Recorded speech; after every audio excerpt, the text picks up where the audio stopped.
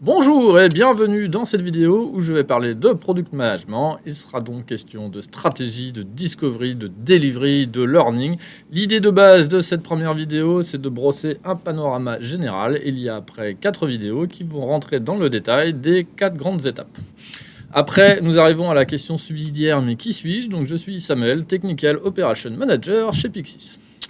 Donc au début, parlons-en, il y avait les projets, il y avait les produits. Donc en gros, ce qu'il faut retenir par là, c'est plus qu'aujourd'hui sur le marché, il n'y a pas une seule et unique définition du produit. Il y en a qui voient le produit comme quelque chose qu'on vend, ce qui pose parfois des problèmes sur les choses internes, parce qu'on peut avoir des fois, on va dire, ok, le paiement, finalement, est-ce que c'est utilisé par les clients? Est-ce qu'on vend une prestation de paiement? Pas nécessairement, et donc des fois, on appelle ça pas un produit, mais un asset technique interne. Et ça, pour moi, c'est quelque chose qu'il ne faut pas. Donc je préfère avoir une vision qui est autour des usages, des clients, et pour dire qu'on délivre de la valeur. Donc voilà. Et après, ce qui est intéressant là-dedans, c'est de dire que souvent, on oppose projet et produit. Donc quand on parle de produit, on part du principe qu'il n'y a pas une date de début et une date de fin comme le projet. C'est ça la grosse différence. Le produit, il va vivre et on va apprendre au fur et à mesure. Et je vais en parler un peu après. Pourquoi on fait ça? Parce qu'on a du mal à prédire et à être sûr de nous. À partir du moment où on est dans une approche projet, c'est qu'on a beaucoup de certitudes et qu'on est convaincu qu'on est capable de prédire le futur et d'arriver au bon endroit. Donc le produit, un bien, un service ou une combinaison résultant d'une activité créative qui satisfait les besoins et qui répond aux usages d'un client. Donc là, je viens de parler de ce qu'est un produit, sachant que, faites attention, on peut éventuellement faire un produit en ayant une approche projet. Donc là, dans la vidéo, je vais vraiment parler de l'approche produit pour faire du produit. Après, la grande question par rapport à la définition d'avant, c'est il est où le produit? Et c'est là aussi où c'est très contextuel. Donc là, j'ai pris l'exemple d'Office. Il y a quelques années, on ne pouvait pas acheter Excel seul, on ne pouvait pas acheter Word seul, on pouvait acheter que Office. Donc vous voyez, si vous avez la définition, le produit, c'est quelque chose qu'on vend, bah nécessairement, vous étiez au niveau Office. Donc un gros produit quand même. Après, on pourrait se dire, mais en fait, Excel, c'est autonome et je peux dire que c'est un produit parce que ça délivre quoi? Ça délivre de la valeur. Moi, je suis content avec, j'ai un usage. Et quelque part, si j'ai Excel et que j'ai pas PowerPoint, whatever, ça se trouve, ça me suffit. Donc c'est là où on peut se dire, finalement, j'ai aussi ce sous-ensemble-là qui délivre de la valeur. Et après, on peut se dire, mais finalement, sur la partie juste fonction à l'intérieur d'Excel, est-ce que ça aussi, ça délivre pas de la valeur? Bah, je peux décider que oui, et à mon avis, il y a quelqu'un qui s'occupe de ça et qui pourrait être un product manager sur cette partie-là. Si je prends un autre exemple, le meilleur site du monde, c'est discount.com. Donc là, vous voyez, on peut faire plein de choses. On peut acheter des commandes, enfin, on peut acheter des produits, faire des commandes. Donc là, est-ce qu'il y a un seul produit? Oui, on peut voir ça comme un tout, mais est-ce que nous, on est organisé comme ça? Bah non, on peut se dire qu'on a des sous-ensembles un peu cohérents, du style le parcours d'achat, puis après la logistique, la livraison, tout ce qui va avec. Donc pourquoi je dis ça? Parce qu'en fait, la notion de produit, elle est contextuelle. Ça dépend un peu de la taille. Et pareil, vous ne trouverez pas une définition unique. La chose dont j'ai parlé avant, approche projet, approche produit, donc la grosse différence entre les deux, c'est que quand on a une approche projet, on est dans ce qui s'appelle le mode prédictif. Qu'est-ce que ça veut dire? Ça veut dire que je suis capable, par le raisonnement, de dire, ok, si je raisonne, je fais ça, j'analyse bien, ok, je vais faire donc, mon cadrage, après je vais faire mes spécifications détaillées, et pouf, à la fin, je suis sûr de moi, je suis sûr que le pont, il va être bien et qu'il ne va pas partir en vrille. Donc ça, c'est une approche prédictive. Et comment on suit? En général, on suit la consommation du budget parce qu'on a tellement bien réfléchi qu'on est sûr de nous et qu'il n'y a pas d'incertitude à la fin. On va suivre un plan projet, on va anticiper toutes les décisions. Donc on va décider qu'il y aura 3 piles pour le pont et tout va bien se passer. Et donc là, on fait de la planification complète. Et c'est dans l'informatique ce qu'on a fait à un moment parce qu'on est parti de tout ce qui se passait côté construction pour dire on va faire de l'informatique comme ça. Le problème qu'il y a, c'est que souvent, on est avec des gens, on ne peut pas trop anticiper. Quand on développe une application, on ne sait pas toujours exactement ce qu'il y a à l'intérieur. On découvre les usages des clients. On découvre aussi des choses à l'intérieur de notre software parce que des fois, on a 10 ans d'ancienneté. Et est-ce que tout est bien documenté? Est-ce qu'on sait exactement à quel endroit il est le pont? Pas toujours. Et c'est pour ça qu'on va vers des modes adaptatifs. On dit, finalement, ce qu'on doit faire, c'est essayer et apprendre. Et ce qui va compter, c'est pas juste de dire, OK, j'ai fait le pont, donc je suis sûr que les voitures elles vont passer. On va faire une fonctionnalité et on va voir si ça va être utilisé. Et ça se trouve, ça va pas être utilisé comme on pensait. Donc on va faire de l'expérimentation, on va faire des boucles de feedback courtes et on se dit, ah ok, j'ai essayé, ça marche et je vais continuer. Parce que la grande différence, c'est que le pont, une fois qu'il est là, c'est difficile de le bouger, c'est difficile de rajouter une pile. C'est complètement faux dans le software. Le software, c'est quelque chose d'immatériel et on peut le modifier, c'est beaucoup plus malléable. Donc en gros, on va essayer de prendre les décisions au moment où on doit les prendre et on va pas dire qu'on va tout prendre au début. Donc c'est ça les décisions rapides et la planification itérative. On va apprendre et au fur et à mesure, on va se focaliser sur la valeur qu'on délivre.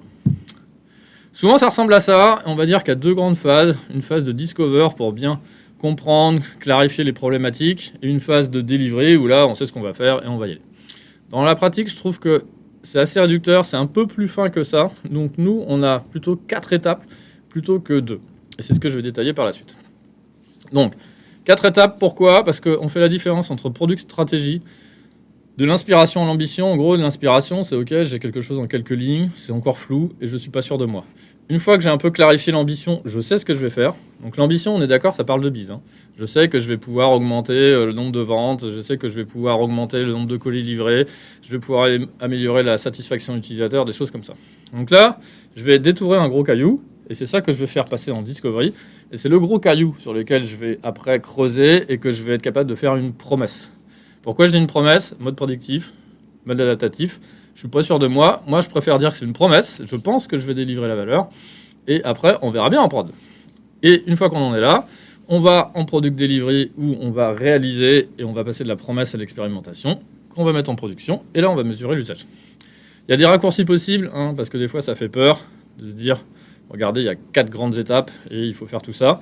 En fonction des sujets, des fois, le sujet, il est très clair, il n'est pas flou. On n'a pas besoin de passer beaucoup de temps en product stratégie. On peut aller directement en product discovery.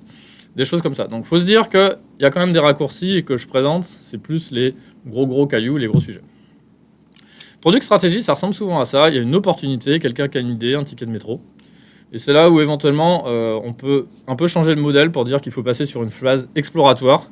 Donc là, c'est pas la photo que je vais utiliser après pour dire voilà ce que c'est la product stratégie. Donc je vais en utiliser une autre là maintenant. Souvent, la product stratégie, c'est pour lever le flou, lever l'ambiguïté. Par exemple, je vais dire nous allons nous lancer en Allemagne.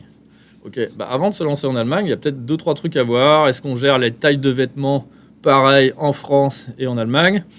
Pas tout à fait. Je vais vous donner un exemple. Sur les bébés, nous on fait 3 mois, 6 mois, 9 mois, 12 mois. En Allemagne, ils font plus des centimètres. Et après, on pourra avoir quoi ? La langue, forcément, c'est simple. Et après, on peut se dire qu'aussi, les adresses, c'est pas de la même façon.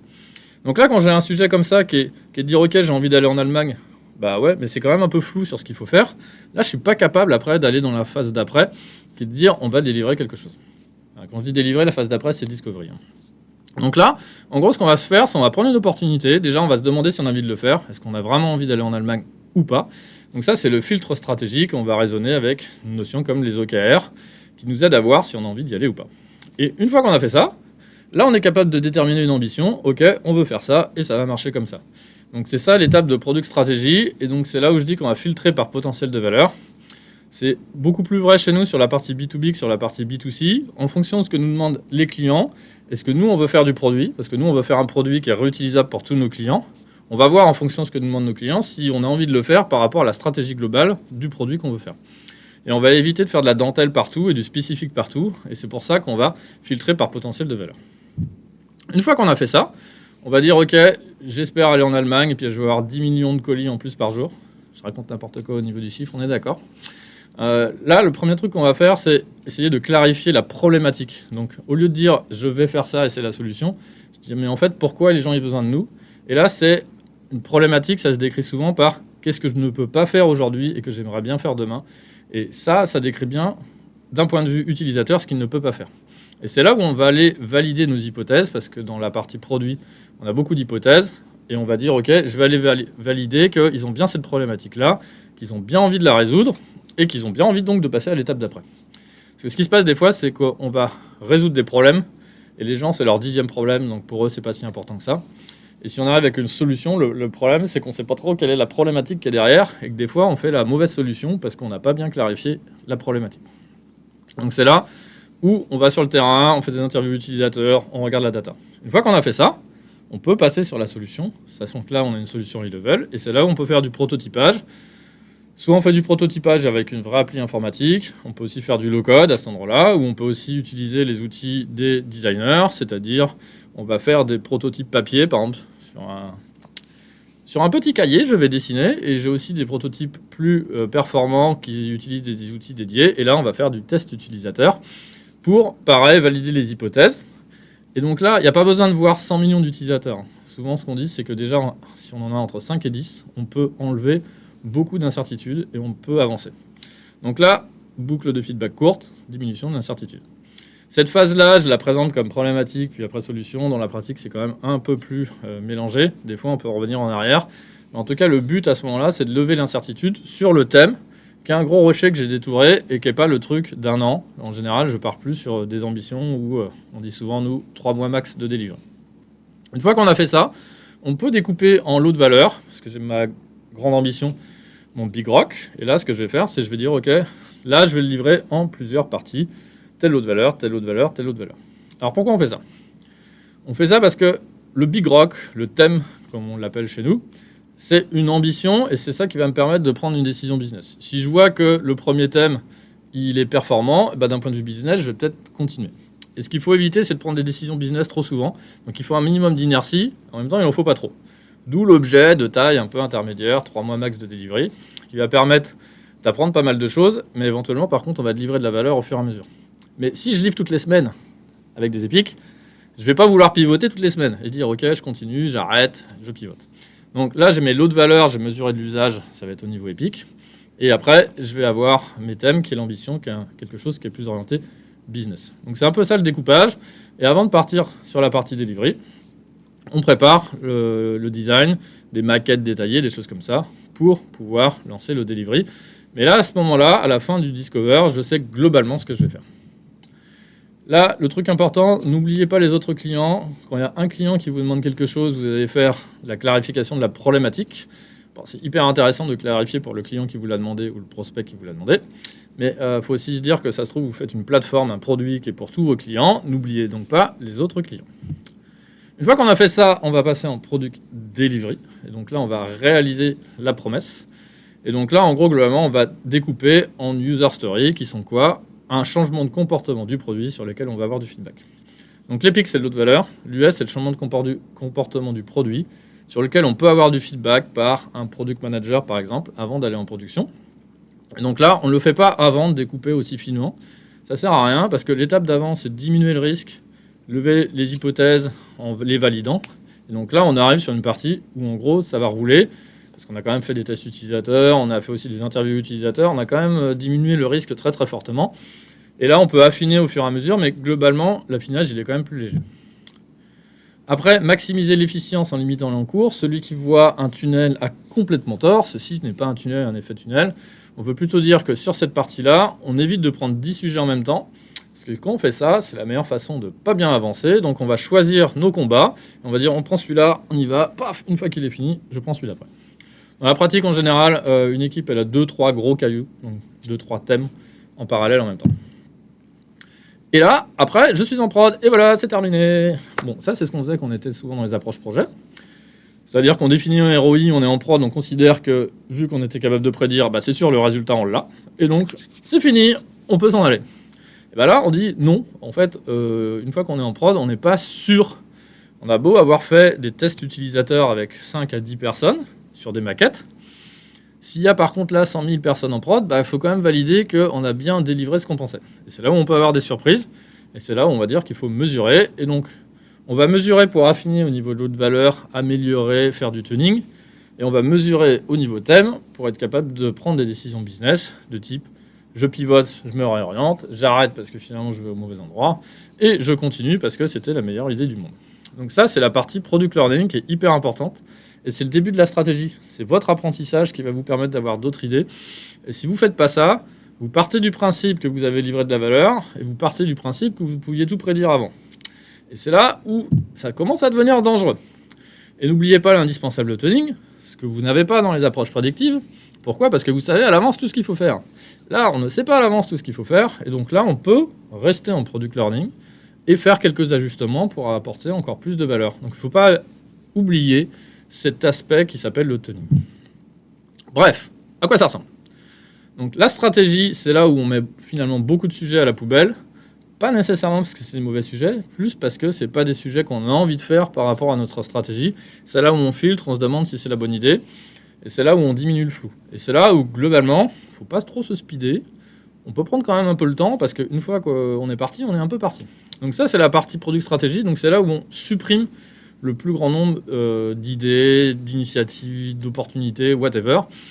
et on diminue le flou et on choisit les sujets sur lesquels on va travailler par rapport à la stratégie. Ensuite, on va arriver sur la partie Discover, et donc là, c'est la partie clarification, validation, on peut appeler ça du cadrage produit si vous voulez. Donc en ce moment-là, en général, ce qui se passe, c'est qu'on ajuste ce qu'on veut faire. Pourquoi ? Parce qu'on a quand même des fois fait de la recherche exploratoire en stratégie, hein. Et là, on va en faire une recherche plus appliquée, on va dire. Et donc on va dire, on va affiner un peu comme ça, on va le mettre comme ça. Et donc là, on met moins de choses à la poubelle, en général. C'est pas cette étape-là qu'on en met à la poubelle, mais on en met quand même un peu. Souvent, ce qu'on fait, c'est qu'on ajuste le scope, on ajuste le périmètre, on ajuste les usages, et donc on ajuste les lots de valeur. Et est-ce qu'on ajuste un peu les dates ? Oui, quand on a des surprises sur l'estimation. Après, on passe en Product Delivery. Et là, globalement, en Product Delivery, vu tout ce qu'on a fait avant, si on met complètement à la poubelle, c'est quand même qu'on s'est un peu loupé quelque part, ce qui arrivera de toute manière. En tout cas, c'est pas là où on met le plus de choses à la poubelle. Et c'est pas là où on ajuste beaucoup les parcours. Je dis pas qu'on les ajuste pas, mais on les ajuste un peu. Et après, c'est là où par contre on peut ajuster les dates. Et c'est là où on gère l'incertitude en ajustant les dates. Donc oui, en agile, des fois on dit on peut ajuster le scope et tout. Ouais, mais pas à n'importe quel moment en fait. Et si on a fait toute la recherche utilisateur avant, c'est pas pour rien, c'est plutôt à ce moment-là qu'on va le faire. Et une fois qu'on est en prod, on fait du learning. Et là, on ajuste un peu. Donc si on met à la poubelle à ce moment-là, c'est quand même un peu con parce qu'on est quand même allé en prod.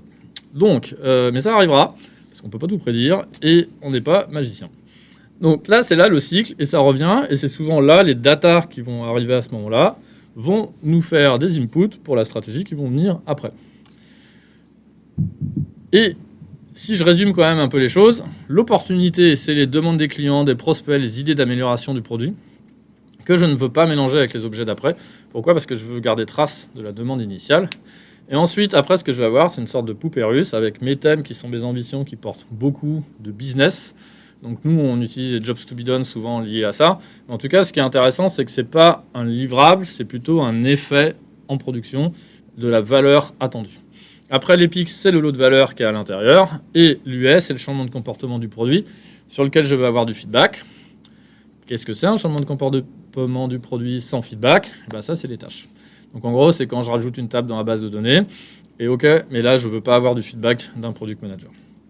Donc c'est ça les objets qu'on manipule. Et quand on fait ça, on est capable d'évoluer, d'apprendre et de se dire, ok, je ne sais pas tout, je vais dérisquer, je vais avancer. Donc voilà la présentation de l'approche produit en général.